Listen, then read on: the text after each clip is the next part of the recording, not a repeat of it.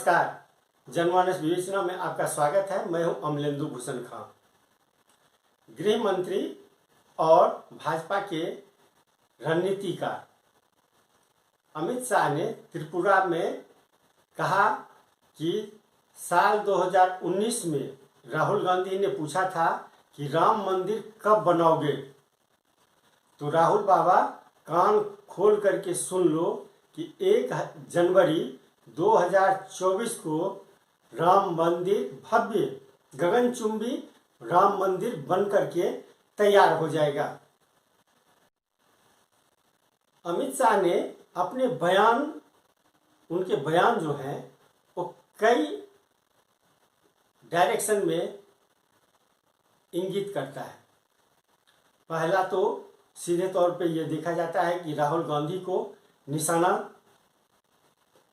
पे निशाना किया गया है, राहुल गांधी को निशाना साधा गया है। लेकिन थोड़ा सा दिमाग पर आप जोर दीजिएगा तो आपको पता चलेगा जो ये भाजपा के अंदर कुछ उथल पुथल का भी संकेत देता है। नहीं तो ऐसे में 2024 राम मंदिर को अभी लाने की क्या जरूरत थी। 2024 में राम मंदिर लोकसभा चुनाव है, धर्म के आधार पे जाता है, धर्म के आधार पे भी बीजेपी वोट मांगती है। देश में महंगाई, बेरोजगारी, ये विपक्ष आरोप लगा रही है और आर्थिक स्थिति जो है उस पे कई सवाल खड़े किए जा रहे हैं। तो अब भाजपा पिछले अभी तक तो 9 साल यानी 2024 में 10 साल हो जाएगा। 10 साल होने के बाद भाजपा के लिए कोई मुद्दा बचता नहीं है। भाजपा के लिए एक ही मुद्दा बचता है, वो है धर्म के आधार पे वोट मांगना। राम मंदिर का काम करवाना योगी सरकार का है। योगी सरकार उसमें लगे हुए हैं और योगी आदित्यनाथ की जिम्मेदारी है कि वो राम मंदिर का निर्माण करें और वो उस पर लगे हुए हैं, पूरे जोर शोर से लगे हुए हैं। 2 बार उन्होंने दीपोत्सव किया, दीपावली के अवसर पर उन्होंने दीपोत्सव किया। पिछली बार तो प्रधानमंत्री नरेंद्र मोदी भी शामिल हुए, उसमें 10 लाख दीप जलाए गए, करोड़ों दीप जलाए गए। तो ये दीपोत्सव जो था, योगी का जो कद था वो काफी इससे बढ़ रहा था। उनकी छवि लोगों के बीच पूरे देश में एक मैसेज के रूप में गया हुआ है। लेकिन ये राम मंदिर का मसला ला करके एक बार ये दिखाया जा रहा है जो भाजपा के अंदर में भी कोई ठीक ठाक नहीं चल रहा है। योगी आदित्यनाथ की लोकप्रियता का आलम यह है कि $5 ट्रिलियन का योगी आदित्यनाथ ये सपना दिखा रहे हैं। यानी उत्तर प्रदेश जो है वो कुछ दिनों में $5 ट्रिलियन का राज्य हो जाएगा और निवेश जो है वो बढ़ा भी रहे हैं। राज्य में लॉ एंड ऑर्डर ठीक हुआ है, सरकारी बाबू ठीक हो गए हैं, डंडा चलता है तो सब ठीक हो जाते हैं, निवेश का माहौल बन गया है। इसलिए योगी आदित्यनाथ विदेश तक अपने अधिकारियों को भेजे, दल को भेजे और वहाँ से करोड़ों हजारों करोड़ का निवेश ये एग्रीमेंट हुआ है। मुंबई गए, वहाँ रोड शो किया उन्होंने, वहाँ से भी काफ़ी धन वो लेकर के आए, करोड़ों हजारों करोड़ का उन्होंने एग्रीमेंट किया है। तो उनकी लोकप्रियता बढ़ रही है, माहौल उनके पक्ष में जा रहा है। एक इंडिकेशन ये भी है। इस बात से अब इनकार नहीं किया जा सकता कि राहुल गांधी की जो भारत जोड़ो यात्रा है वो काफ़ी लोकप्रिय हो गया है। वो न सिर्फ सत्ता पक्ष और क्षेत्रीय दलों में भी इस बात को लेकर के चर्चा है कि भारत जोड़ो यात्रा काफ़ी सटीक जा रहा है, काफ़ी लोकप्रिय है। करोड़ों लोग उस यात्रा में शामिल हो चुके हैं, कई हस्तियां उस यात्रा में शामिल हो चुके हैं। और यूपी में जैसे ही राहुल गांधी की यात्रा पहुंचती है, पूरी होती है, वैसे ही राम जन्मभूमि न्यास के प्रमुख पुजारी, मुख्य पुजारी, वो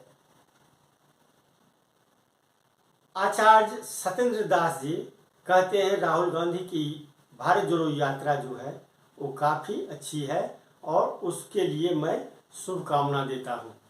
राहुल गांधी को आशीर्वाद दे मेरा है जो वो यात्रा पूरी करें और देश के लिए, जनता के लिए वो काम करें। देश की जनता उनके साथ है। ये बात कहने का अर्थ ये है कि राम जन्मभूमि बीजेपी का बहुत बड़ा मुद्दा, उसके बिना बीजेपी एक कदम आगे नहीं चलती है। जब भी संकट में रहती है तब राम मंदिर शुरू हो जाता है। ऐसे में महंत का, पुजारी का राहुल गांधी को आशीर्वाद मिलना, ये कहीं ना कहीं कुछ इंडिकेशन जरूर देता है जो ये पासा पलट रहा है। राहुल गांधी को तो सीधे ही लोग हिंदू विरोधी, हिंदू धर्म के खिलाफ करने वाले वो करार देते हैं, लेकिन रामचंद्र दास के बाद वो क्या कहते हैं, विश्व हिंदू परिषद, आरएसएस, सब राहुल गांधी की भारत जोड़ो यात्रा की सराहना करते हैं। तो ऐसे में कहीं ना कहीं कुछ लगता है जो अंदर खाने, बीजेपी के अंदर खाने खिचड़ी पक रही है। यानी राहुल गांधी से बीजेपी, ये कहा जा सकता है कि राहुल गांधी से बीजेपी अब बीजेपी नेता जो है अब डरने लगे हैं। उनकी भारत जोड़ो यात्रा से जो है वो डर रहे हैं। राहुल गांधी में कितना परिवर्तन आया है, राहुल गांधी किस तरह से लोगों से मिले हैं, लोगों के साथ वो अपना दुख सुख शेयर किए हैं, ये सब जानते हैं। और राहुल गांधी ने तो अपने प्रेस कॉन्फ्रेंस में भी कहा, वो 2019 से पहले वाले राहुल गांधी को भूल जाइए, वो राहुल गांधी अब नहीं है, अब इस राहुल गांधी को आप देखिए। तो ये कहने का मतलब है जो जरूर कहीं ना कहीं ये एक इंडिकेशन देता है जो बीजेपी वाले अब राहुल गांधी से डर रहे हैं। राहुल गांधी तो ऐसे कुछ नहीं है कांग्रेस में, ना अध्यक्ष है ना कुछ है, एक अध्यक्ष थे वो लेकिन रिजाइन कर दिए, तो अब एक सांसद है, मामूली सांसद है। फिर भी राहुल गांधी पे ही अटैक करना बीजेपी का, ये सबसे बड़ी बात है कि राहुल गांधी ही कांग्रेस और कांग्रेस जो है वो राहुल गांधी है। इसलिए बीजेपी को सबसे ज्यादा डर राहुल गांधी से ही लग रहा है। अब देखिए 2024 में लोकसभा चुनाव होगा और ये 2023 है, 2023 साल है। इस साल 9 राज्यों में विधानसभा चुनाव है। त्रिपुरा, मेघालय और नागालैंड में फरवरी या मार्च में विधानसभा चुनाव होने की संभावना है। फरवरी में हो या मार्च में हो, वो इलेक्शन कमीशन तय कर लेगा जो कब चुनाव होगा। अप्रैल माह में कर्नाटक में विधानसभा चुनाव होंगे। मध्य प्रदेश, राजस्थान, छत्तीसगढ़, तेलंगाना और मिजोरम में इस साल के अंत तक विधानसभा चुनाव हो जाना है। यानी 9 राज्य जो है ये, इन राज्यों में विधानसभा चुनाव होने हैं। त्रिपुरा में बीजेपी वर्सेस लेफ्ट है, वहाँ वामपंथी CPI CPM की सरकार पहले थी, बीजेपी सरकार से पहले थी, और वहाँ पे ये दो ही पार्टियां हैं, बीजेपी और लेफ्ट पार्टियों के बीच में मुकाबला होगा। जबकि राजस्थान, छत्तीसगढ़, मध्य प्रदेश में बीजेपी वर्सेस कांग्रेस है। बीजेपी और कांग्रेस के बीच में सीधा मुकाबला है। क्षेत्रीय दल इन राज्यों में है ही नहीं। 2018 में जब चुनाव हुआ था राजस्थान, मध्य प्रदेश, छत्तीसगढ़, तो उस समय में इन तीनों राज्यों में कांग्रेस की सरकार बनी थी, कांग्रेस पार्टी सत्ता में आई थी। लेकिन मध्य प्रदेश में कांग्रेस के उस समय में युवा नेता माने जाते थे ज्योतिरादित्य सिंधिया, जो अभी एविएशन मिनिस्टर हैं, वो तोड़ फोड़ किए और 21-22 एमएलए को लेकर के वो बीजेपी में शामिल हो गए। कमलनाथ की सरकार थी, वो औंधे मुंह गिरी और कांग्रेस सरकार सत्ता से बाहर। ज्योतिरादित्य सिंधिया केंद्र में तो मंत्री बन गए, अब राज्य में वो जितने चाहते थे वैसा हुआ ही नहीं। फिलहाल इसको छोड़िए जो है। तो ये साल जो है यानी 2023 जो है, ये एक मिनी लोकसभा चुनाव माना जाएगा। इन चुनाव में जिसकी जीत होगी, जिन पार्टी का वर्चस्व रहेगा, वो उस पार्टी का वर्चस्व जो है लोकसभा में भी दिखेगा। इसीलिए गृह मंत्री अमित शाह ने त्रिपुरा के सभाओं में कहा, जो आप मुझे बीजेपी को जिताइए ताकि लोकसभा चुनाव जो है 2024 में, उसमें प्रधानमंत्री नरेंद्र मोदी चुनाव जीत करके फिर से प्रधानमंत्री बन सके। ये अमित शाह कहते हैं।